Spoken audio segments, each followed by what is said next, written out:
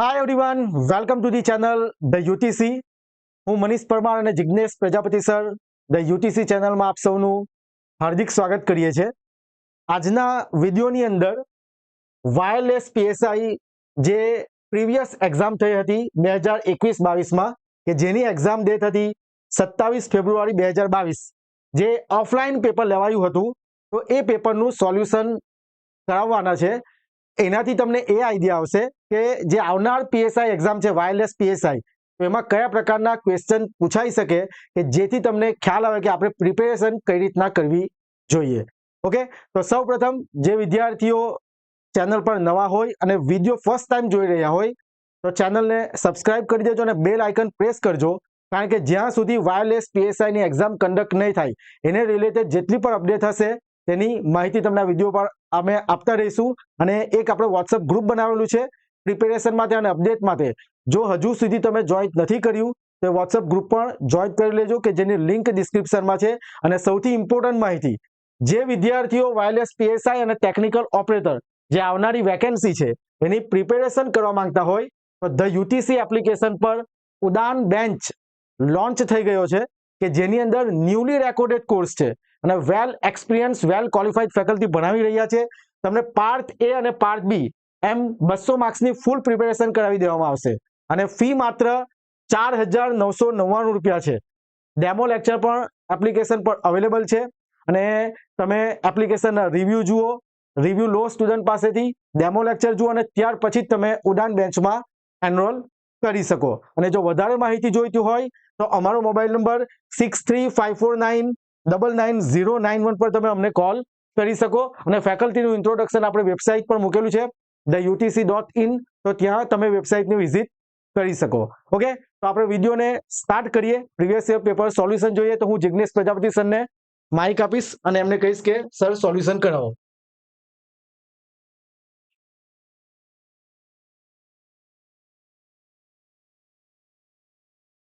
Hello everyone. So સરે કીધું એ પ્રમાણે આપણે પ્રીવિયસ જે એક્ઝામ છે એમાં જે ક્વેશ્ચન પૂછાયા છે એ ડિટેલની અંદર એનું સોલ્યુશન જોઈએ. Okay, so let us start the video. So the question જે તમને પૂછાયો છે અલગ અલગ ટાઈપના સબ્જેક્ટમાંથી, એમાંનો this question is how many digits are required in binary notation to depict the decimal number 33. So basically આ જે ક્વેશ્ચન છે that is related to the we can say decimal to binary converter. Okay, decimal to binary conversion. Okay, 33 number આપ્યો છે.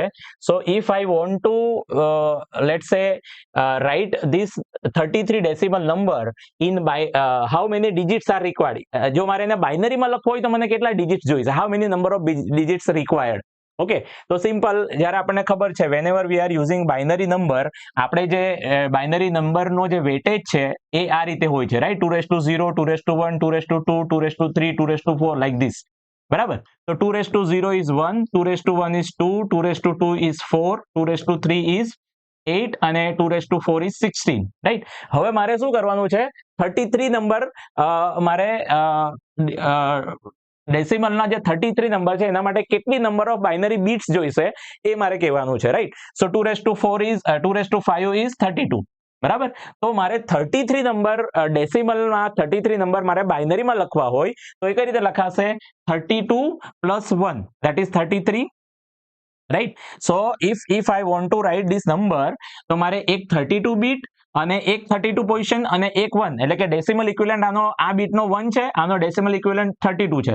તો 32 + 1, that is 33. બાકીની બધી bit શું આવશે? 0. So 1 0 0 1 4 times 0 1. બરાબર? So we can say that 33 in decimal is equivalent to 10001 in binary, right? In binary. So how many bits I will require? I will require let's say 10004. Okay, one more 0 is there. So 1 4 times 0 then 1. Okay, so this is nothing but the equivalent binary. So I will require how many bits? I will require 4 number of bits. કેટલી bits આપણને જોઈશે? Sorry, 6 number of bits. Okay, 1000001. તો total કેટલી bit જોઈશે આપણને? 6 bit જોઈશે. Okay, તો આ જે પર્ટિક્યુલર ક્વેશ્ચન છે એનો રાઈટ ઓપ્શન છે option C, that is 6 number of bits. Okay, so this type of questions are asked in the examination. Okay, next question આપણે જોઈએ.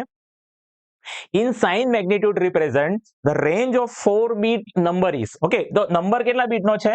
Number is of the 4 bit. 4 બીટનો number છે. Now in sign bit magnitude representation, તો sign બીટની અંદર આપણને ખબર છે કે જ્યારે કોઈ પણ આપણે ડિજિટલ નંબર લખીએ, ફોર એક્ઝામ્પલ લેટ્સ સે 10011, રાઈટ, તો આ જે ડિજિટલ નંબર છે એમાંથી જે આ જે બીટ છે MSB bit, okay, MSB bit, this bit represent a sign, so this is known as a sign bit. બરાબર, એટલે નંબર જે રીતે આપણે ડેસિમલ ની અંદર પોઝિટિવ અને નેગેટિવ નંબર લખીએ છીએ એ જ રીતે બાઇનરીમાં પોઝિટિવ નેગેટિવ નંબર કઈ રીતે આપણે લખીશું?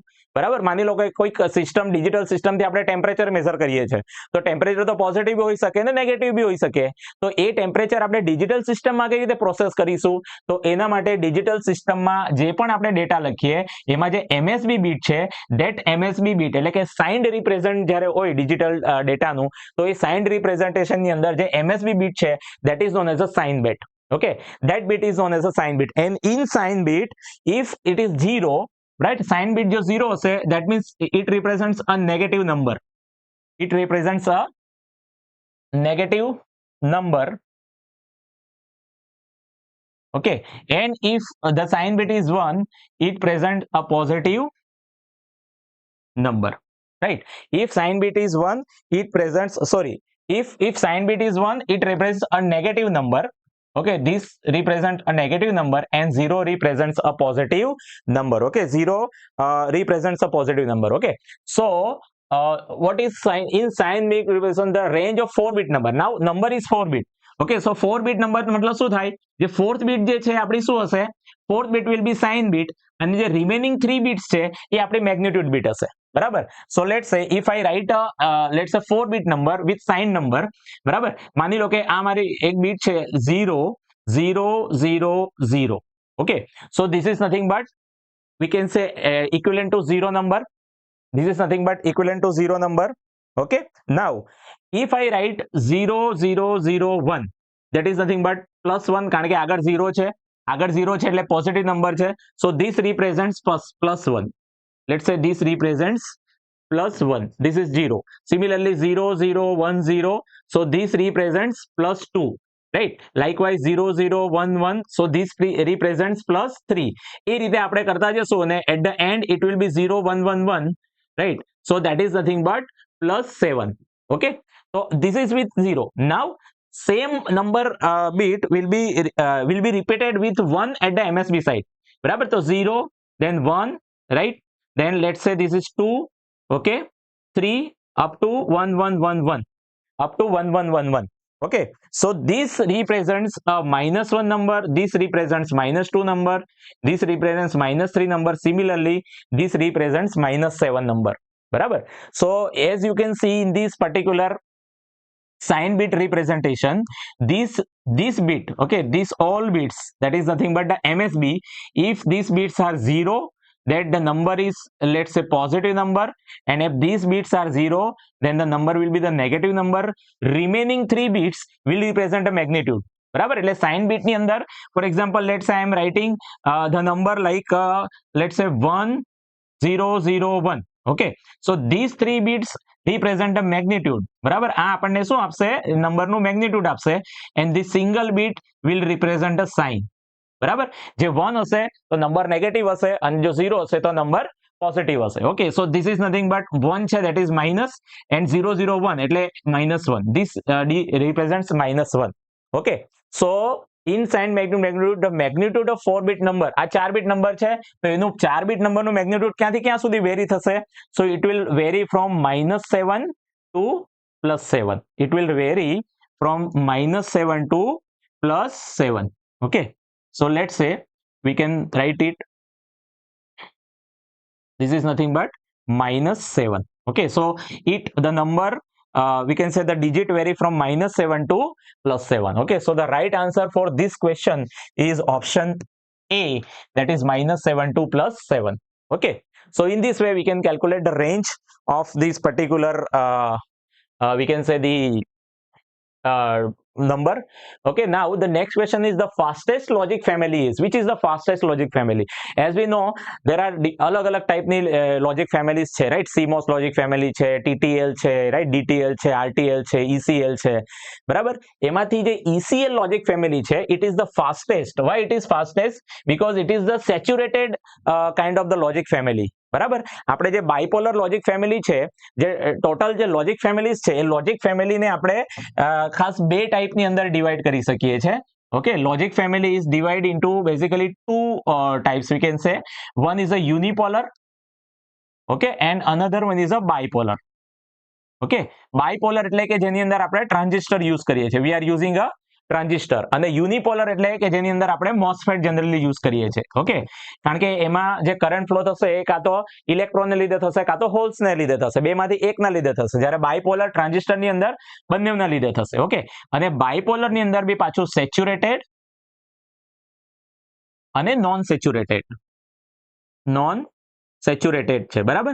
હવે જે સેચ્યુરેટેડ લોજિક ફેમિલી છે એનો એક ટાઈપ છે ECL, that is emitter coupled logic. તો સેચ્યુરેટેડ લોજિક ફેમિલીની અંદર જનરલી શું કરવામાં આવે કે જે ટ્રાન્ઝિસ્ટર છે એને સેચ્યુરેશન રિજિયનમાં ઓપરેટ કરી અને પછી એ લોજિક ફેમિલી જે છે એની અંદર એ ટ્રાન્ઝિસ્ટર સેચ્યુરેશન રિજિયનમાં ઓપરેટ થશે. એટલે સેચ્યુરેશન ઓરિજિનમાં ઓપરેટ થાય એટલે જનરલી એનો કરંટ હાઈ હોય અને એના લીધે એની સ્પીડ જે છે એ વધારે હશે. એટલે જે ફાસ્ટેસ્ટ લોજિક ફેમિલી છે that is nothing but the ECL. Okay, that is nothing but the ECL. Fastest logic family is nothing but ECL, that is emitter coupled logic.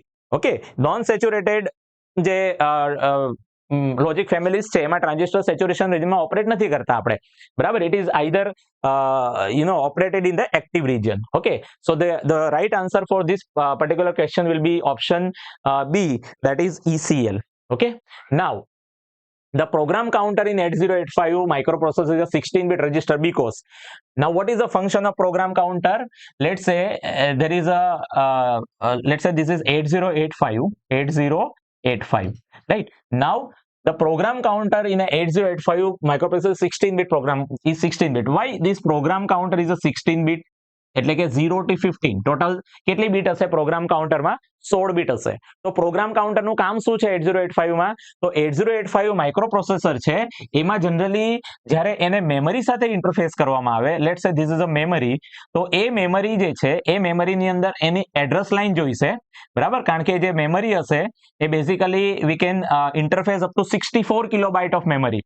64 કિલોબાઇટની મેમરી જે છે એ સુધી આપણે એમની સાથે ઇન્ટરફેસ કરી શકીએ. તો 64 કિલોબાઇટ છે એને મારે બાઇટ્સની અંદર ફાઇન્ડ કરવું હોય તો 64 into 1024, સો 65,536 અરાઉન્ડ તમને આટલો નંબર મળશે. એનો મતલબ કે જો 64 કિલોબાઇટની મેમરી હોય તો 0 થી લઈને હું કેટલા 65,535 એટલા લોકેશન છે, એટલા લોકેશનની મેમરી 8085 સાથે કનેક્ટ કરી શકું. અને એટલા લોકેશનની મેમરી જો મારી એની સાથે કનેક્ટ કરવી હોય તો મારે A0 to A15 એટલે ટોટલ 16 એડ્રેસ લાઇન જોઈશે, બરાબર? 16 એડ્રેસ લાઇન એટલે 2 નો 16 ઘાત તમે કરશો ને, યુ વિલ ગેટ 65,536.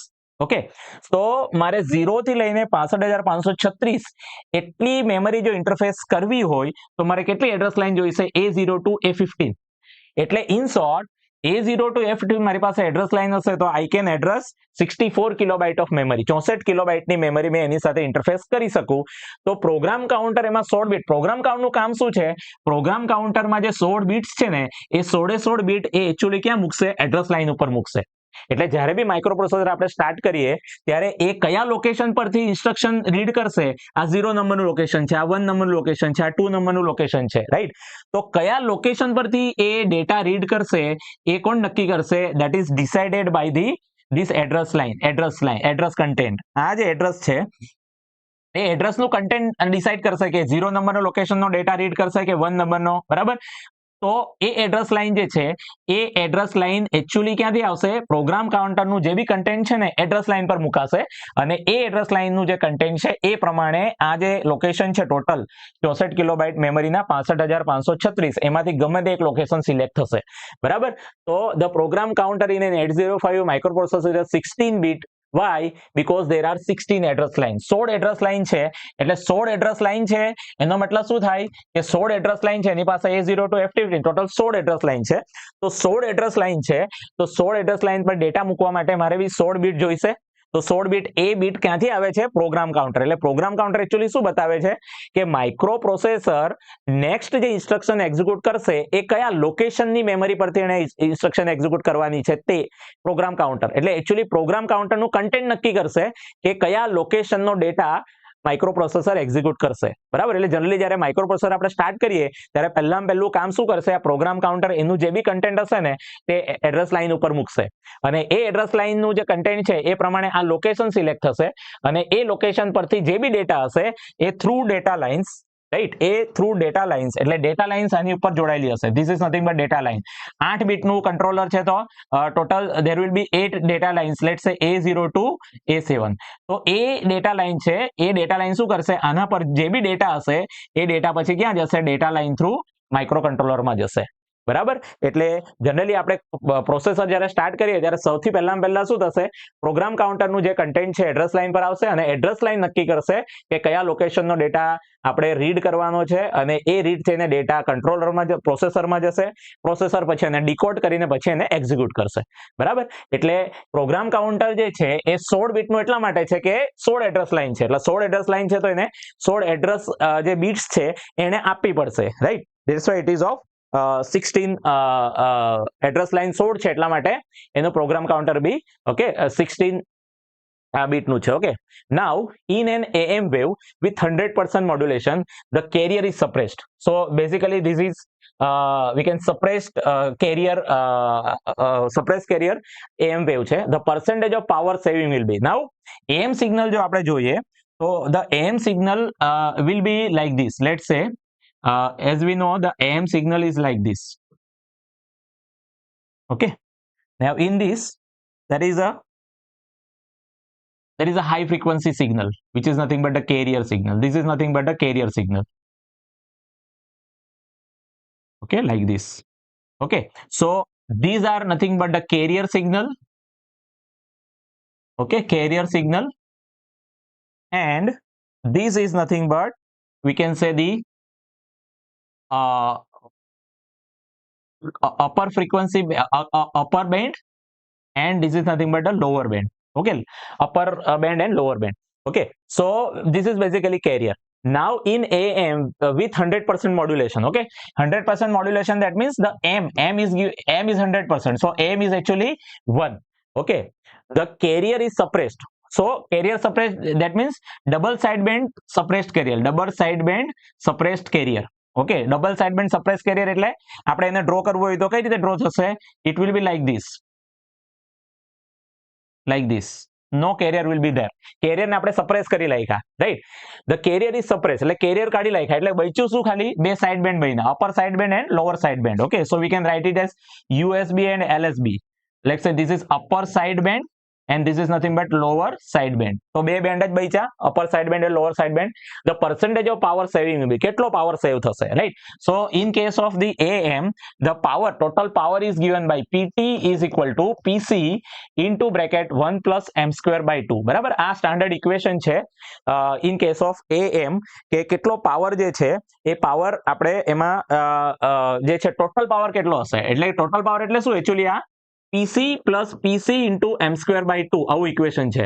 એટલે કે carrier power, this is basically a carrier power, and this is nothing but the sideband power. So we can say this is a carrier power, right? And this is nothing but a sideband power. Sideband power. Okay, તો શું કહે છે કે if આપણે જો carrier suppress કરીએ તો પાવરમાં કેટલો સેવ થશે? બરાબર. જો માની લો કેરિયર સપ્રેસ નથી કરતા એટલે ફર્સ્ટ કેસની અંદર જ્યારે આપણે કેરિયર સપ્રેસ નથી કરતા તો ટોટલ પાવર કેટલા આવશે? તો total power will be equal two PC into m square by 2. What is m is equal to 1. So PC into 1 plus 1 by 2. So that is nothing but 1.5 into PC. This is the total power. Now second case માં when the carrier is suppressed, okay, suppressed carrier, તો એ કેસમાં power કેટલા આવશે? So PT will be equal to what? આ carrier suppress એટલે PC જે છે એ term જ નીકળી જશે. This term will not be there. બરાબર, કેરિયરને આપણે કાઢી નાખ્યા એટલે આ ટર્મ જ આખી નીકળી જશે. તો હવે પાવર કેટલો બચશે? તો PC into m square by 2, that is nothing but 0.5 PC. 0.5 PC. Okay, so 0.5 PC આવ્યું, ધેટ મીન્સ કે પાવર જે છે એ પાવર કેટલો સેવ થશે? આપણો પાવર વિથ કેરિયર આપણો પાવર છે 1.5 PC, right? With carrier the power is 1.5 PC. Let's say this is with carrier. Okay, and without carrier the power is 0.5 PC. બરાબર, તો કેટલો પાવર સેવ થશે? Okay, so power saved will be equal to, let's say the power saved will be equal to what? 1.5 pc a with carrier છે, 0.5 is without a carrier, so 1.5 pc minus 0.5 pc, so that is nothing but we can say 1 pc, right? કેટલો power save થશે?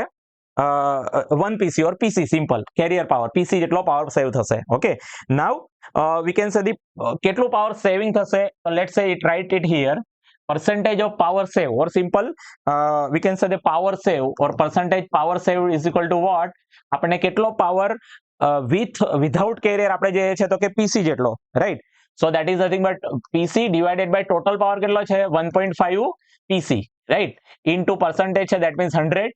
okay, pc will go, so this is basically 15 ભાગ્યા 10 આપણે કરીએ, ઊંધું થઈ જશે, that is 10 divided by 15 into 100. બરાબર, so this is okay 5, so 2 by 3 into 100, 2 by 3 into 100, so that is nothing but 2 by 3, that is 66.7%, 66.7%. Okay, so આટલો power જે છે એ આટલો પાવર we can say જો આ સપ્રેસ્ડ કેરિયર હશે તો power કેટલો સેવ થશે? 66 પોઈન્ટ, એટલે 2/3 જેટલો પાવર સેવ થઈ જશે. આપણને ખબર છે કે એએમ ની અંદર જે ઇન્ફોર્મેશન છે એ ઇન્ફોર્મેશન તો છે ની અંદર છે, અપર સાઇડ બેન્ડ અને લોઅર સાઇડ બેન્ડ ની અંદર જ છે. તો આ જે પાવર જે છે એ પાવર આપણે કેરિયર પાવર એ આપણે જો નહીં મોકલીએ, એટલે ખાલી સિંગલ જે સપ્રેસ્ડ કેરિયર જો મોકલીએ, એટલે કે સિગ્નલ જે છે એમાં કેરિયરને સપ્રેસ કરી નાખીએ તો આપણો 2/3 જેટલો પાવર જે છે કેટલો થશે? બચશે. બરાબર, so this is how we can calculate how much power will be saved if we suppress the carrier. okay, so the right answer for this question is 66.7%. okay, so let us see the next question. The Fermi level of the n-type semiconductor lies. બરાબર, fermi level જે છે n-type semiconductor મટીરિયલનું જે fermi level છે એ ક્યાં હશે? okay, Fermi level ક્યાં હશે એનું? so if we see the energy band diagram of let's say any semiconducting material, બરાબર, energy band diagram આપણને ખબર છે કે the energy band diagram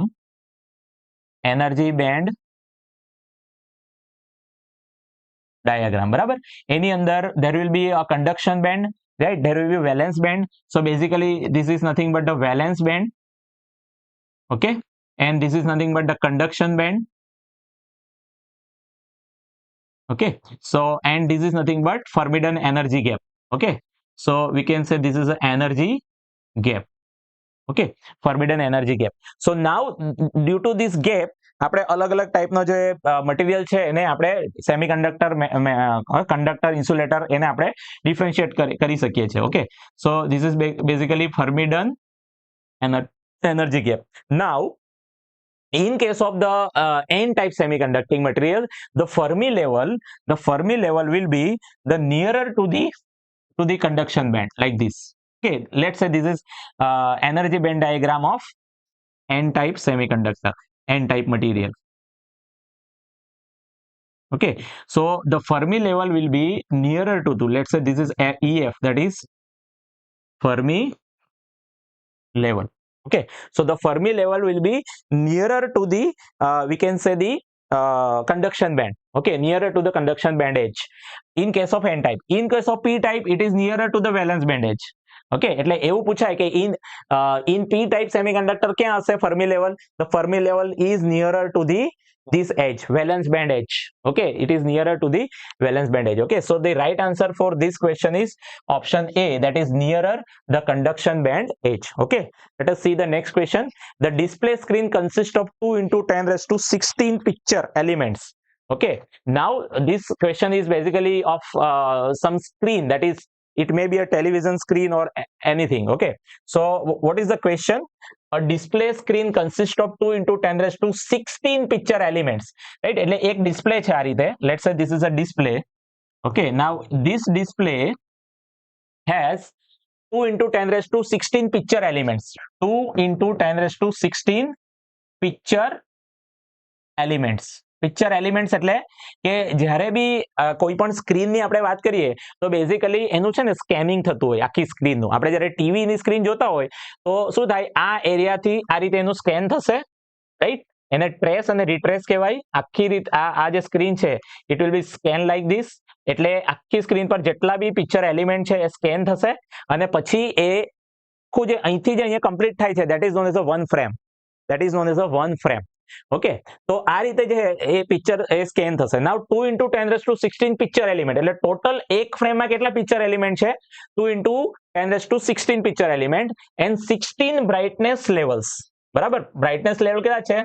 16 brightness levels. The frames are repeated at a rate of 32 per second. Okay, so total brightness level are 16.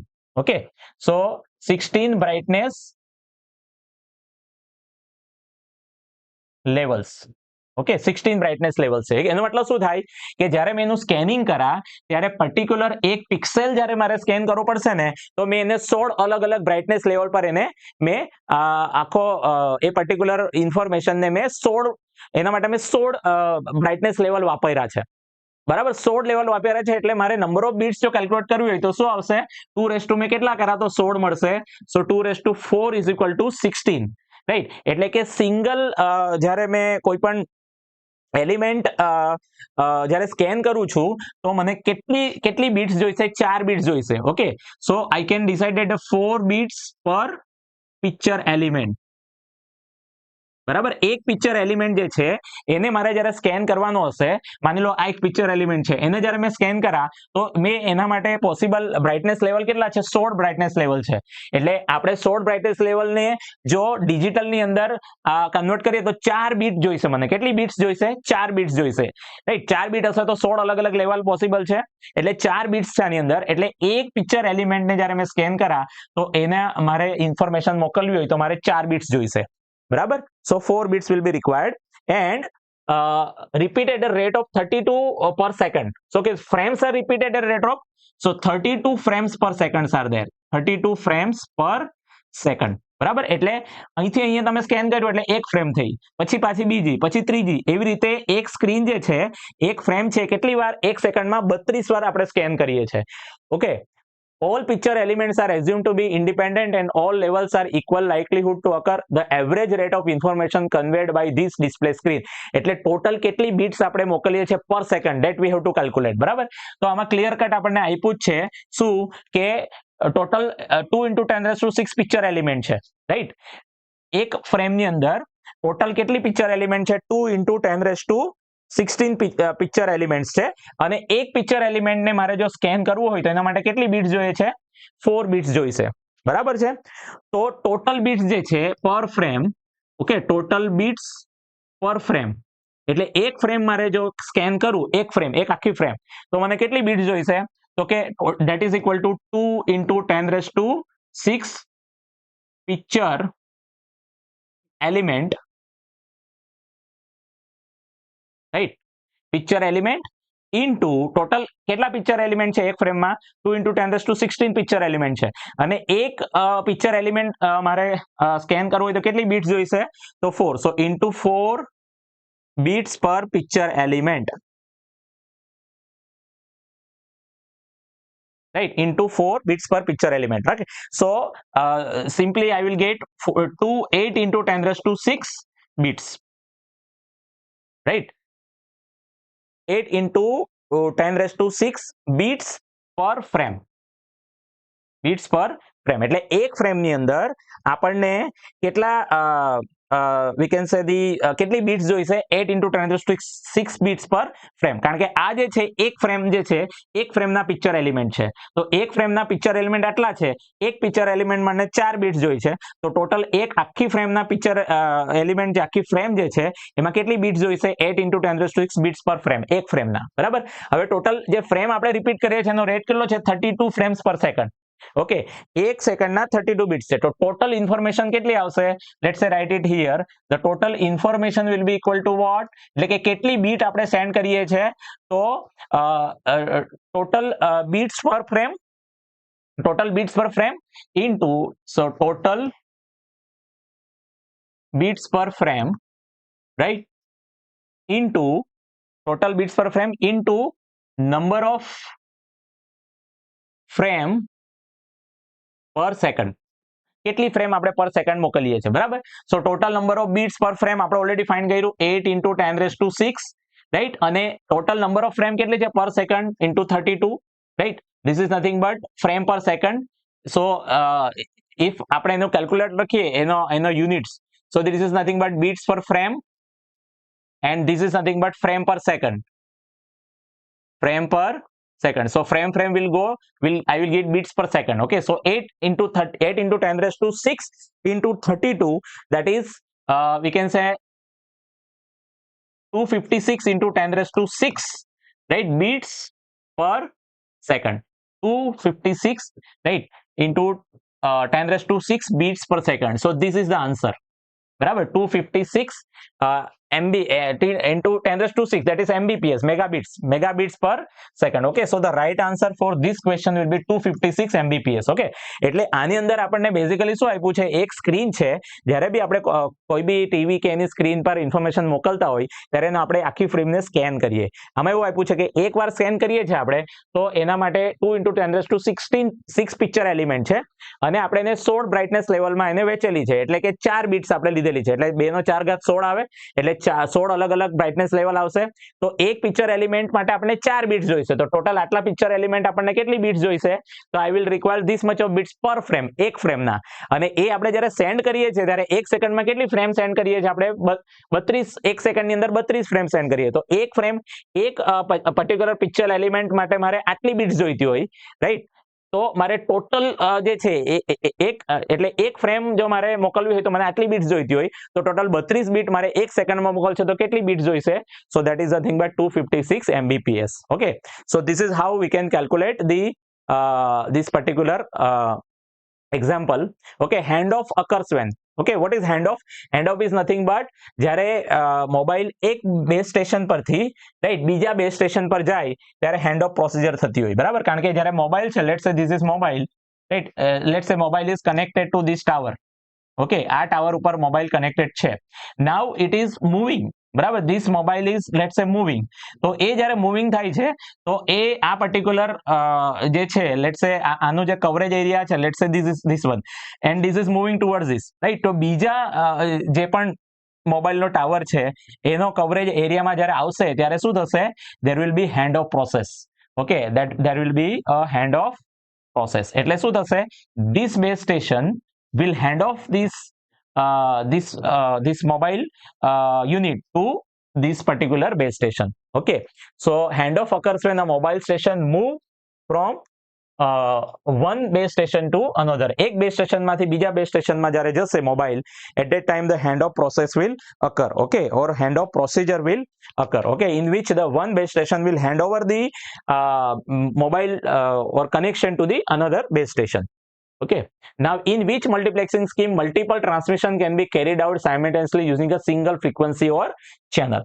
Okay, so particular તમે જોશો તો basically TDMA and CDMA. TDMA is what? TDMA is nothing but time division multiple access. TDMA is nothing but time division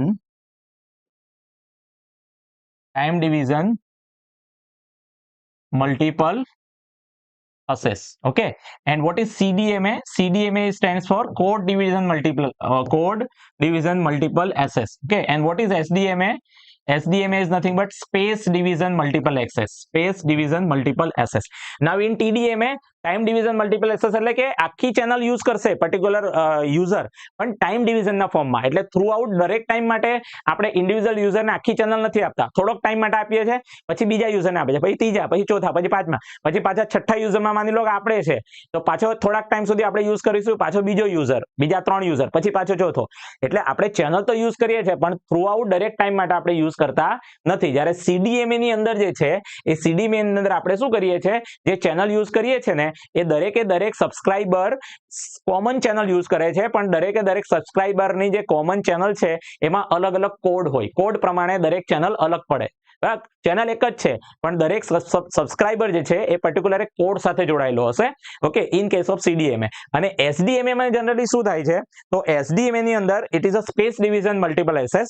તો એની અંદર basically શું થાય છે, અલગ અલગ યુઝર જે છે એ સેમ ફ્રીક્વન્સી અસેસ કરે છે, but it is separated by the direction or space. બરાબર, સ્પેસ અથવા તો ડિરેક્શનના ફોર્મમાં એ સેપરેટ થતા હોય. તો જે એક ડિવિઝન અથવા તો એક સ્કીમ છે કે જેની અંદર સાયમલ્ટેનિયસલી જે ટ્રાન્સમિશન થતું હોય with single frequency, that is CDMA, code division multiple access. બરાબર, TDMA ની અંદર બી એવું થાય છે, પણ TDMA ની અંદર પર્ટિક્યુલર યુઝર થ્રુઆઉટ કનેક્ટ રહેતો નથી, અમુક ટાઈમ માટે રહે છે, પછી પાછો બીજો યુઝર આવી જાય છે, પછી ત્રીજો યુઝર આવે છે. ચેનલ એક જ હશે, આખી ચેનલ પર્ટિક્યુલર યુઝરને અલોકેટ કરેલી હશે, પણ એ થોડાક જ ટાઈમ માટે, પછી બીજા ટાઈમ માટે બીજો યુઝર, ત્રીજો યુઝર, પછી પાછો આપણો નંબર આવશે, એ રીતે. એટલે થ્રુઆઉટ ધ ટાઈમ ડિવિઝન એ આપણને અલોકેટ થતું નથી. ઓકે, જ્યારે CDMA થ્રુઆઉટ આપણને ટાઈમ જે છે એની અંદર એ પર્ટિક્યુલર ચેનલ અલોકેટ થાય છે યુઝરને. Okay, so the right answer for this question is nothing but option B, that is CDMA. Okay, if the range of the radar has to be tripled. બરાબર, એટલે રડારની જે range આપણે 3 ગણી કરવી હોય તો has to be triple, the power should be increased by how much? તો power આપણે કેટલો ઇન્ક્રીઝ કરવાનો? બરાબર, તો in this case we should know what is the range of the radar range equation. So the radar range equation is given by radar range equation. Okay, that is nothing but R. So radar range equation R is given by PTG sigma, okay, into AE divided by 4 pi R square into S min. Okay, this is the equation of the radar range. So basically this is nothing but the radar range equation R. Okay, so where we can say that PT is nothing but the transmitted power. Okay, we can write that PT is nothing but the transmitted power. Okay, then we can say that the G is nothing but the gain of the transmitter antenna, gain of transmitter antenna.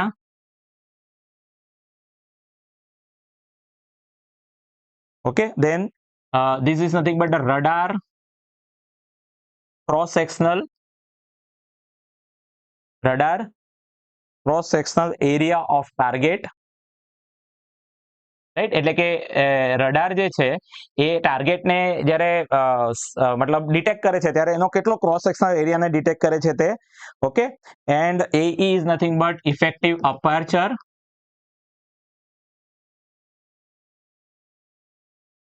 of receiving antenna. Okay, and S min is nothing but the minimum detectable signal. Right, S min is nothing but we can say minimum detectable. બરાબર, એટલે જે signal return આવશે, બરાબર, કોઈ પણ જે target છે એમાંથી રિફ્લેક્ટ થઈને પાછા આવશે ત્યારે મિનિમમ કેટલું સિગ્નલ એ ડિટેક્ટ કરી શકે. રાઈટ, તો આમાં તમે જોશો બેઝિકલી શું છે question, if the radar range has to be tripled, એટલે આની રેન્જ આપણે જો 3 ગણી કરવી હોય તો has to be triple, the power should be increase by how much time, એટલે પાવરને આપણે કેટલો ઇન્ક્રીઝ કરવો પડશે. રાઈટ, ટ્રાન્સમિટેડ પાવર કેટલો ઇન્ક્રીઝ કરવો પડશે. Okay, so as this equation is having let's say this is nothing but raised to 1/4. This equation is having raised to 1/4. બરાબર, એટલે as you can see the range is directly proportional to 1/4 of the PTC. So we can write that, let's say R is directly proportional to PT raised to 1/4. Right, PT raised to 1/4. PT is the transmitted power. Now if the range of the radar has to be tripled, એટલે કે let's say original range આપણે લખીએ, original range, that is R1. Okay, now so R1 is what we can say that the PT1 raised to 1 by 4. Okay, now the new range, or we can say the extended range, new range, let's say RT is equal to what? It is equal to, has to be tripled, એટલે કે new range જે છે that is equal to 3R1, right. એને 3 ગણી કરી દઈએ આપણે. પહેલા રેન્જ કરતા હવેની રેન્જ જે છે R2 એ કેટલી હોવી જોઈએ? 3 ટાઈમ્સ હોવી જોઈએ. So that is nothing but we can સે PT2, એટલે આપણે PT2 જેટલો ટ્રાન્સમિટ પાવર કરવો પડશે, that is raise to 1 by 4 again, બરાબર. R1 જે છે રેન્જ, એના માટેનો ટ્રાન્સમિટર પાવર PT1 છે, because R1 is directly, we can say the R is proportional to what? 1 by 4 raised to R is proportional to what? PT raised to 1 by 4. PT raised to 1 by 4. R is proportional to PT raised to 1 by 4. Okay. So simply we can write that R1 is nothing but PT1 raised to 1 by 4, R2 that is nothing but 3 times. એટલે બીજી range આપણે એ કરીએ છીએ કેટલી છે? 3 ગણી. પહેલા range કરતા 3 ગણી. So 3 into R1 that is equal to, જો R1 જે છે એના માટે PT1 પાવર જોઈતો હોય તો R2 માટે કેટલો જો પાવર જોઈશે? PT2. So we can say that R2 divided by R1 that is equal to 3. R2 divided by R1 is nothing but 3. So that is equal to what? We can say PT2 divided by PT1 raised to 1 by 4. બરાબર. Simple આપણે શું લીધું? R2 અને R1 નો ratio લીધો, right? So if I want to calculate the PT2 by PT1, so simply I can write PT2 by PT1. Let's say this is PT2 divided by PT1 that is equal to what? આ 1 by raised to 1 by 4 છે, આને મારે કાઢવું હોય તો raised to 4 કરવું પડશે. સો બંને આ જે ઇક્વેશન છે એમાં બંને સાઈડે મેં if I do એનો fourth ઘાત લઉં, રાઈટ, 3 નો 4 ઘાત, તો આનો બી 4 ઘાત આવશે, 4 ઉડી જશે. સો PT2 by PT1 મળશે, that is 3:4. So that is nothing but what? We can say that 3:4 that is equal to 81.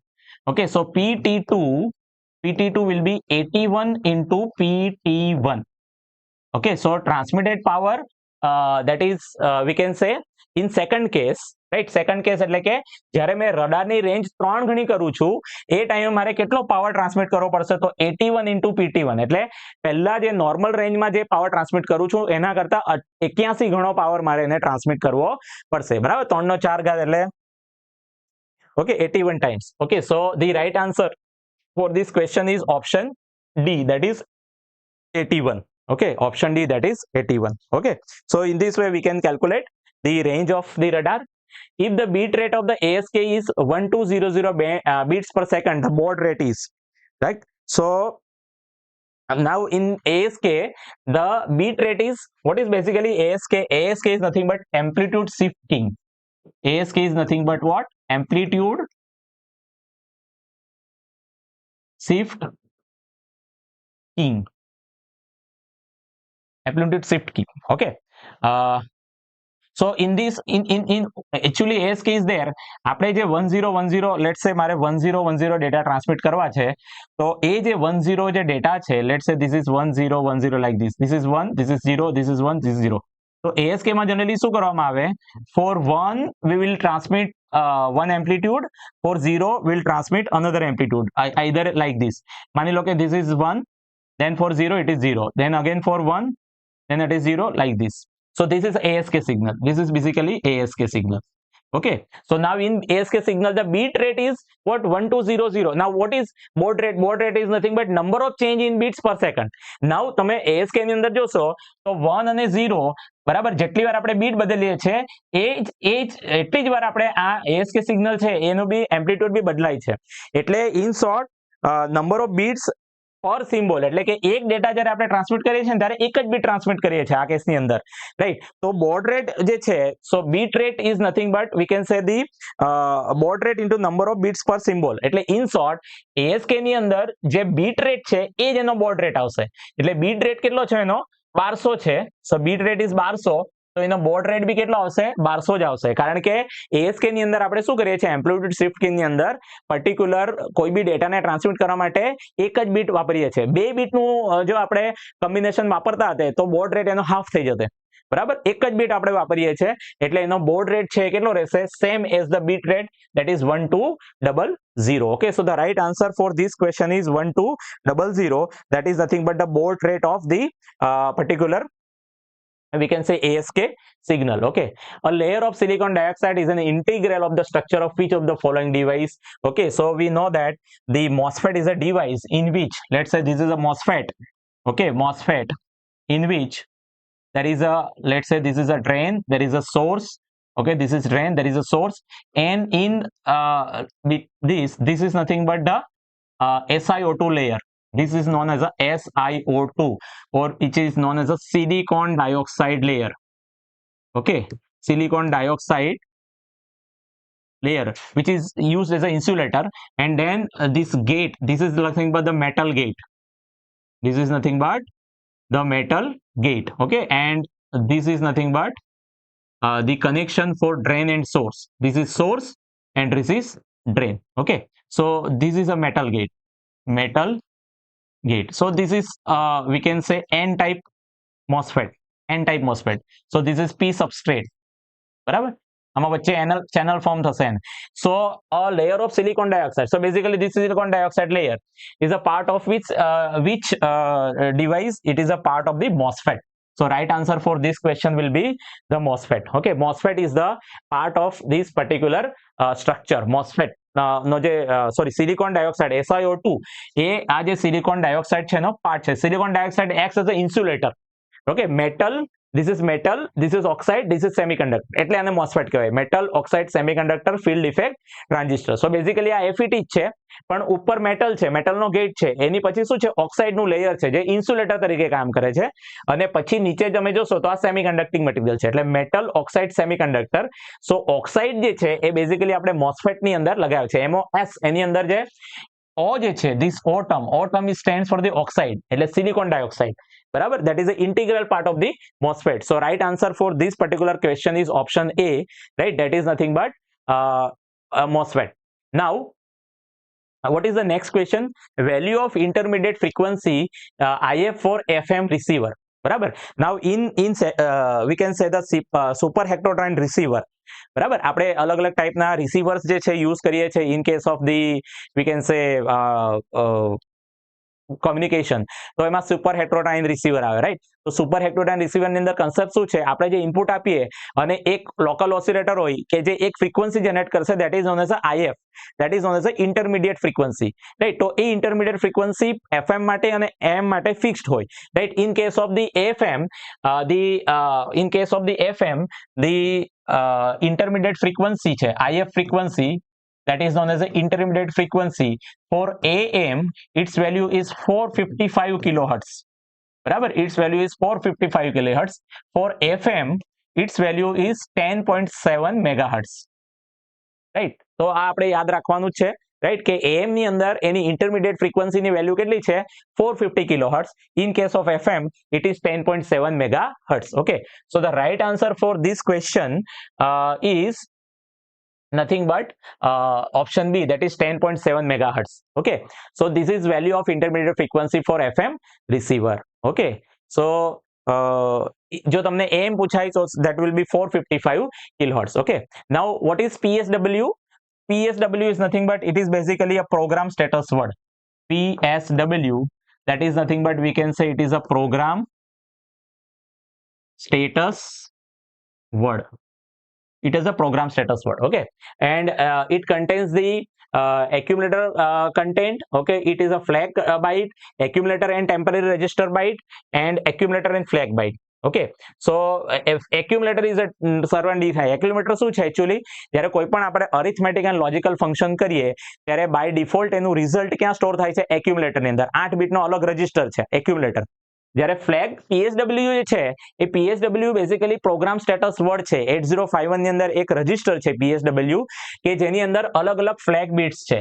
બરાબર, લાઈક સાઇન બ્લિક 0, sign 0, then RS1 RS0 bit, right? RS1 RS0, then parity beat like this. બરાબર, exactly મેં એની format નથી લખી, પણ basically આ જે બધી બીટ્સ છે, these are nothing but the flag beats. These are nothing but the flag beats. So 8051 ની અંદર જે ફ્લેગ રજિસ્ટર છે એની અંદર જનરલી શું છે? there is a flag byte. બરાબર, અલગ અલગ ટાઈપના ફ્લેગ રજિસ્ટર્સ છે એની અંદર. So it is nothing but option B, that is a flag bytes. Okay, so flag bytes are there for PSW. Okay, so let us read next question. the memory word addressing capacity of 8085, right? As already we know that in case of 8085, the total address lines are 16. Okay, આપણે program counter જે છે એનો આગળ question જોઈએ પ્રમાણે 8085 micro processor છે, right? 8085 microprocessor, so it has the address capacities of A0 to A15. Total કેટલી address line છે એમાં? A0 to A15 address line છે, બરાબર? એટલે ટોટલ 16 એડ્રેસ લાઇન છે. એટલે 216 તમે કરશો, you will get 65,536. If you divide it by 1024, you will get 64 kilobyte. You will get 64 kilobyte. કેમ આપણે ડિવાઈડ કરીએ છીએ 1024 થી? તો કે 1 kilobyte 1 kilobyte is equal to 1024. 1 kilobyte, that is equal to 1024 bytes, right? એટલે આ this is nothing but number of bytes. એને 1024 થી ડિવાઈડ કરીએ, so that will give us the kilobyte. Okay, so in case of the 8085, the total memory, okay, that we can interface is 64 kilobyte. That is option B. That is option B. Okay, so in this way we can calculate any memory.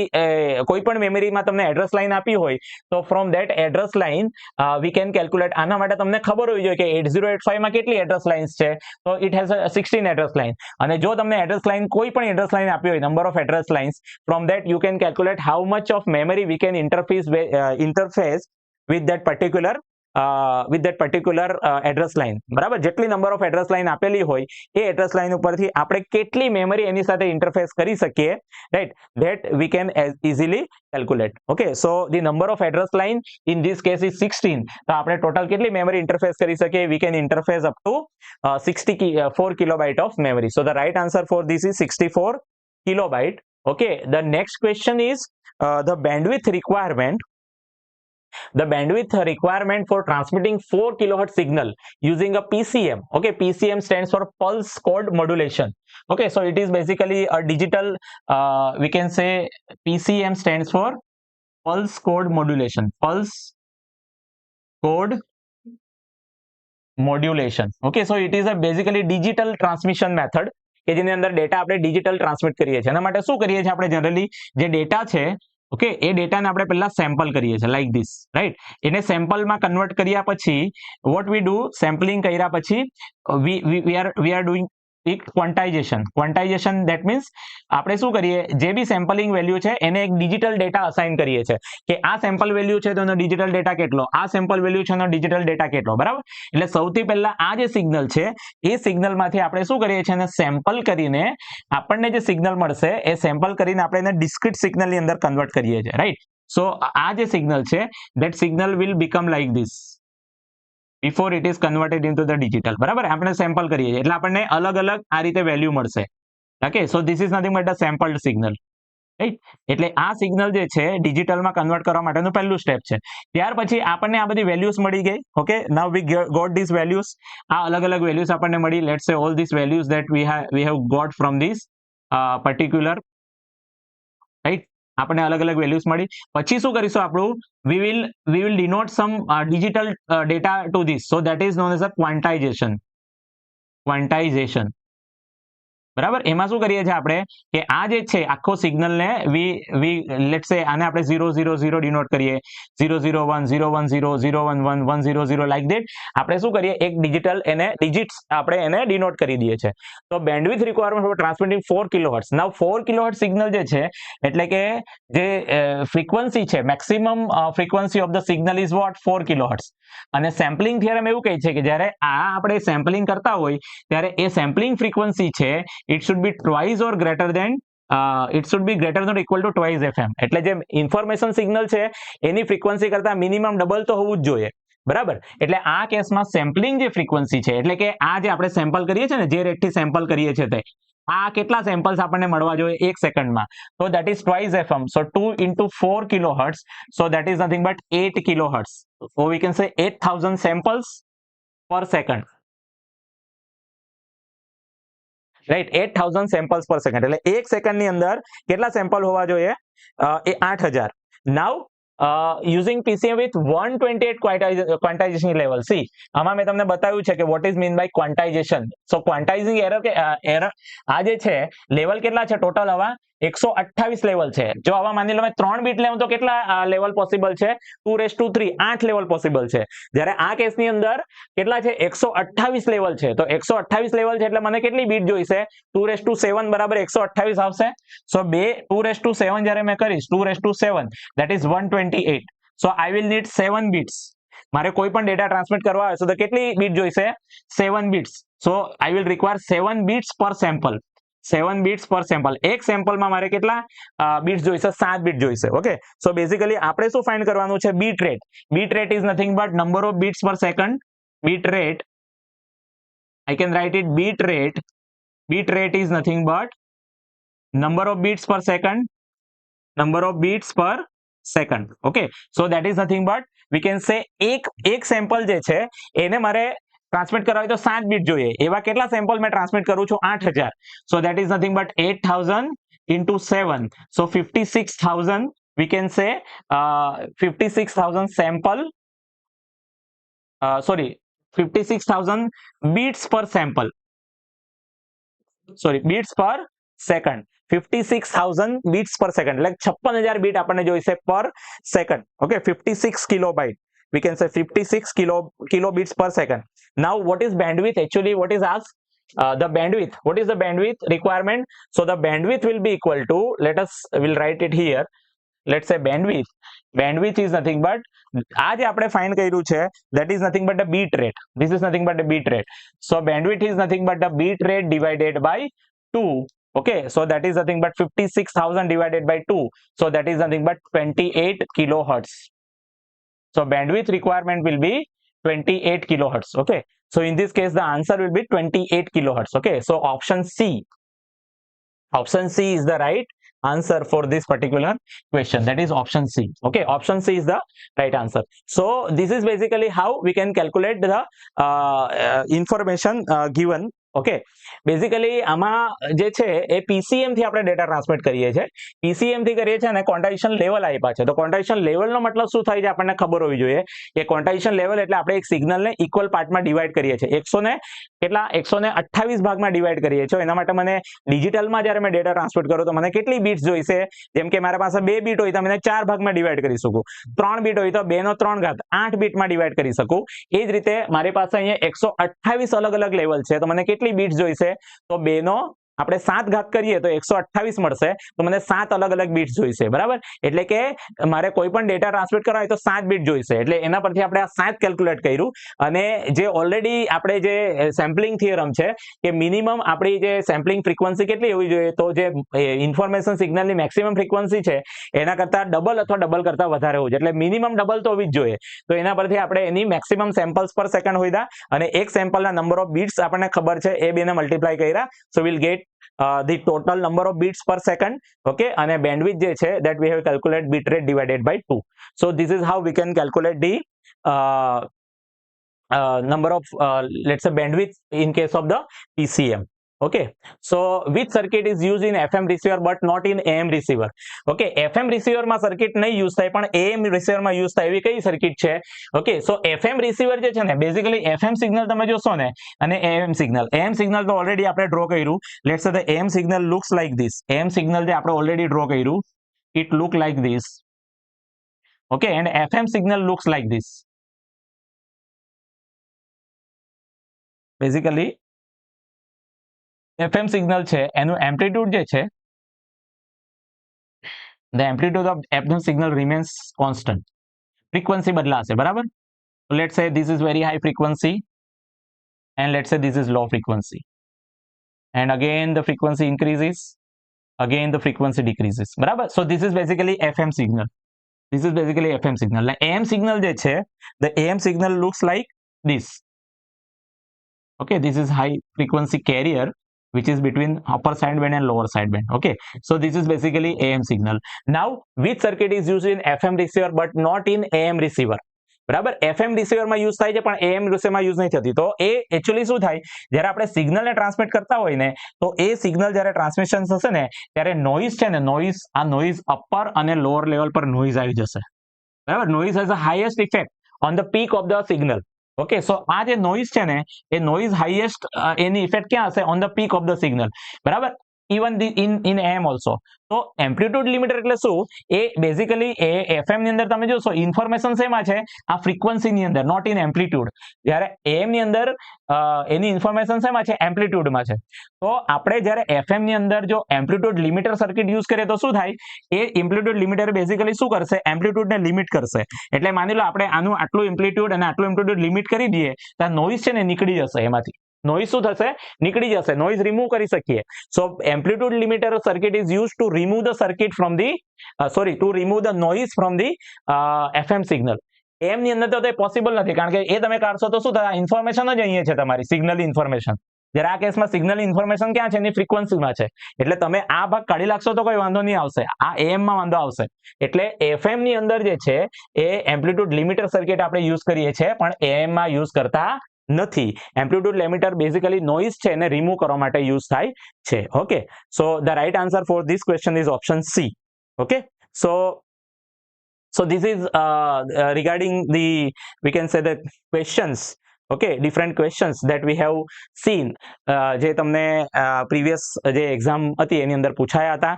એટલે આ રીતના question અલગ અલગ સબ્જેક્ટમાંથી પૂછાય છે. Okay, જેને આપણે ડિટેલની અંદર સોલ્વ કર્યા. Okay, thank you.